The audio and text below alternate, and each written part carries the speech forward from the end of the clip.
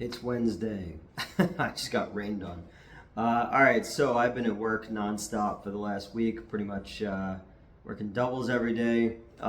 We got lucky last Monday, from when I'm shooting this, was Mets came by and we were able to live stream for a couple hours. But alas, haven't had time to do much. Getting kind of yelled at by one of the producers I'm writing for because I'm not working fast enough for them, and I'm doing my best. I'm doing my absolute best right now.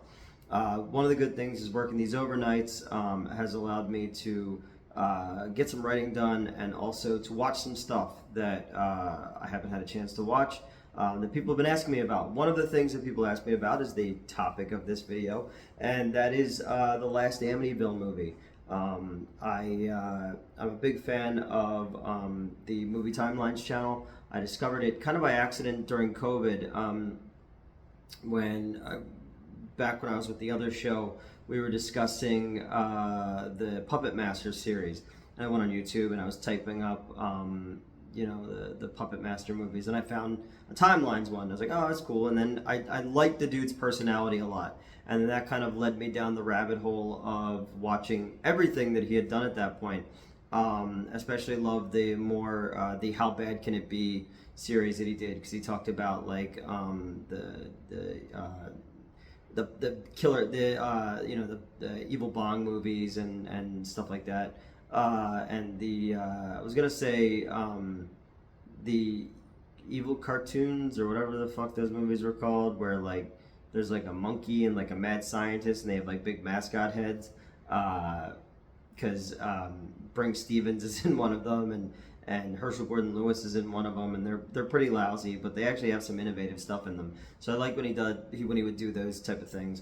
But generally, I like the dude's personality. I like his meta commentary on film, and he seems like a guy who's a hard worker and a filmmaker, and so I keep up with him and with his blogs and his channel, and recently he went back to a retail job and stuff like that, and I was like, oh, I know what that's like, brother. But I know from his Amityville videos, because he had done like over an hour long where he took every Amityville movie and kind of did a timeline of those with little commentary inside of it. And he had Dustin Ferguson come on, who'd done a lot of those Amityville movies, and then he went into production on his own Amityville movie. Let's see how many times I can say Amityville in this video.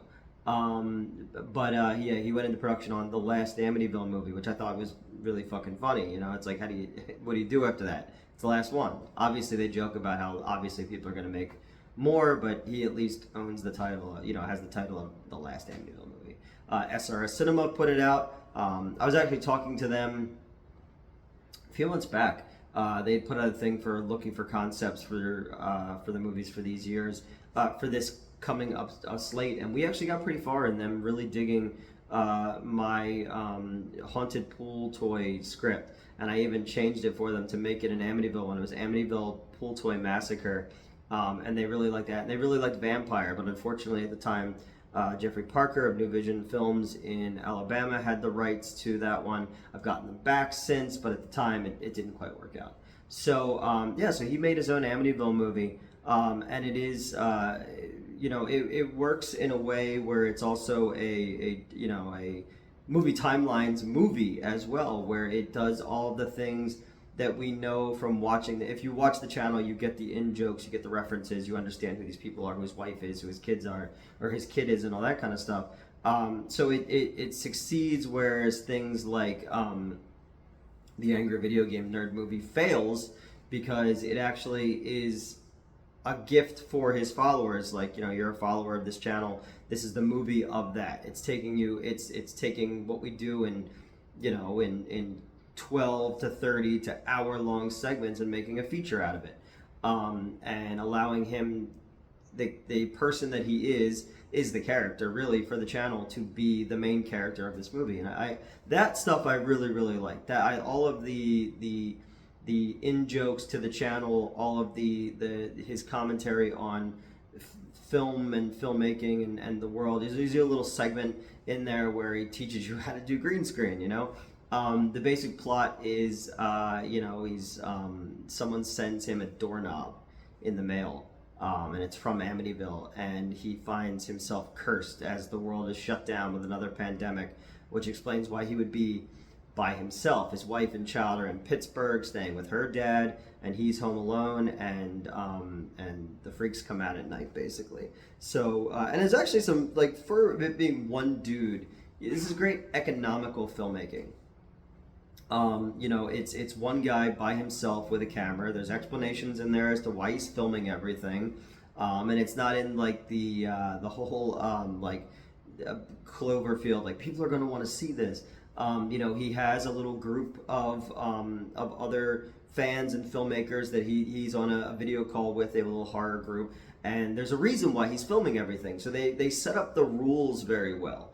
And then when it comes to the demon stuff, there's actually some pretty like creepy imagery. I know it's a comedy, but there is some creepy imagery. I love, like, there's the thing where he turns off the light and there's clearly somebody staying there, and he turns it back on, they're gone, and he's like, I've seen this movie before, and it's, but when it gets to the last one, it's standing right there. It was actually like kind of creepy, or there's a demon that looks like his wife that's fucking with him, and it's in the closet, and it talks with like this reverb sound. That stuff really works for me. I thought that stuff, for just being filmmaking tricks, a guy who's clearly a filmmaker, he's trying out all the things he can do for nothing around his house, and to still get to full length feature film level, and then as he starts to kind of come unglued, we introduce like a parapsychologist who knows more about the Amityville house. We introduced this like filmmaker, I don't remember, it's like Floof, I think was his name. I was gonna say TJ O'Pootertoot, but that was a skit on Mr. Show with Bob and David. And then his wife is constantly on conference calls. He and his wife actually have the best scene in the movie, and it made me laugh out loud. Was later on in the movie when he decides his fate, that he has to make this movie, he has to confront these demons, and he's talking about how his wife's boobs, he needs to see them one more time, and how amazing they are, this kind of stuff. And then, but periodically through the movie, there'll be these pop-ups of text messages from his mom or from people. So when she lifts her shirt, it's covered with a pop-up text. I thought that was really clever, What we come down to is the idea that the item is from the Amityville Horror House, on Ocean Avenue, and the reason that other people since the 1970s haven't experienced anything is because the house has been replaced. Every window, every door, every carpet has been sold off, thrown away, and all that kind of stuff. And so it's like that ship is like, is the famous, they talk about it in the movie too, like, you replace the wood, and by the end of it, nothing from the original exists, so can it even still be that ship? And that all these different cursed objects have been sent to other filmmakers. So the curse itself is every movie needs to be made that a cursed item is sent to the director to get out from under the curse, because everybody who's coming in contact with him is dying, they're getting crushed, they're exploding on camera.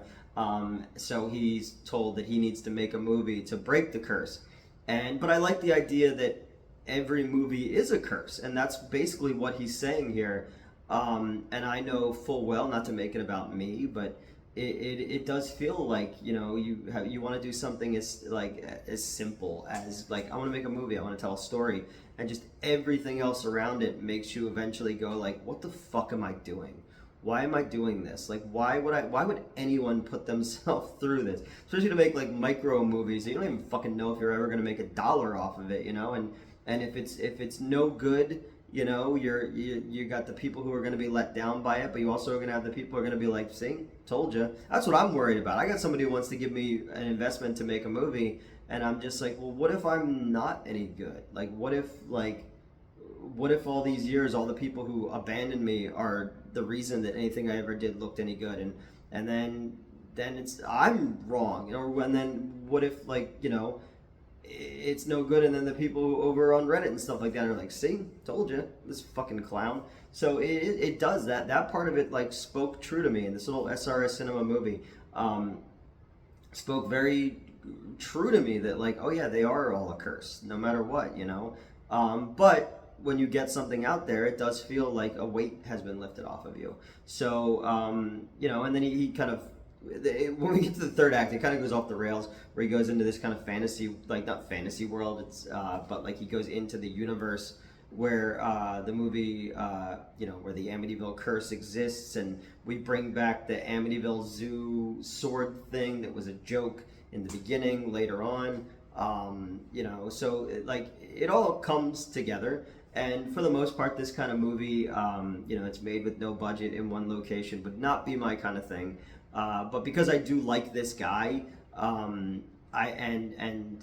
knowing all the references, and also kind of feeling like his tastes are very similar to my taste, there was a certain level of wit and charm to the film that I usually would not give to a movie like this. Like you have an Amityville toy box or something like that, where it's just clearly, you know, the difference is, instead of a guy walking around his house who actually has something to say and understands the ins and outs of these no budget movies, you have somebody else who understands the ins and outs because they know how to make money off of it, but it's just somebody wandering around the woods or watching them walk to a store, and it's just eating time, instead of that time being filled with something that I feel is charming or clever, or you know, whatever. And there's something to that. You know, you can tell when someone is taking the piss out of these things while still trying to make something that's in their voice, and not just putting something on film, on digital film, because they, you know, because they have to or they want to.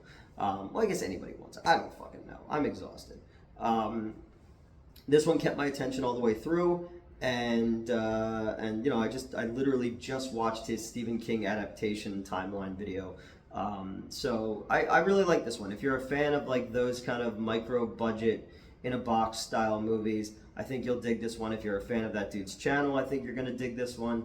You know, I had you know, solid shot composure. You know, the score was very minimalist, but it all hung on this one guy, and you know, and I'd love to see what he could do with a budget too. You know, because you look at what he was able to do in his house.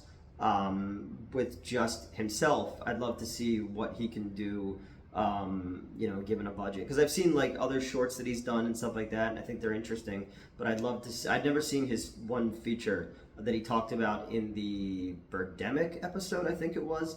But no, I like this. You know, I've seen all the Amityville movies.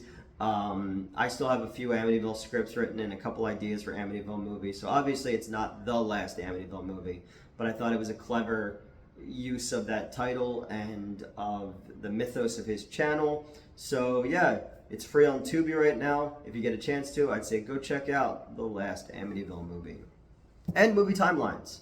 And I keep messaging that. I know the dude said that he wants to see Shark Exorcist 2, which is out now. Bigfoot Exorcist comes out June 11th. Both from Wild Eye Releasing. I was part of both of those. But I keep wanting him to do a Swamp Zombies timeline and do Swamp Zombies 2. So if we can get the guy to fucking do Swamp Zombies 2, please, I'm giving your movie a good review, and I watch your channel and I comment on your channel. Talk about my movie now, you know? Feed my ego. Whenever this is why I don't watch these videos back, because I just assume that I sound like a fucking dickhole when I just talk without a script. That's it. The last Amityville movie. SRS Cinema and free on Tubi. Back to work.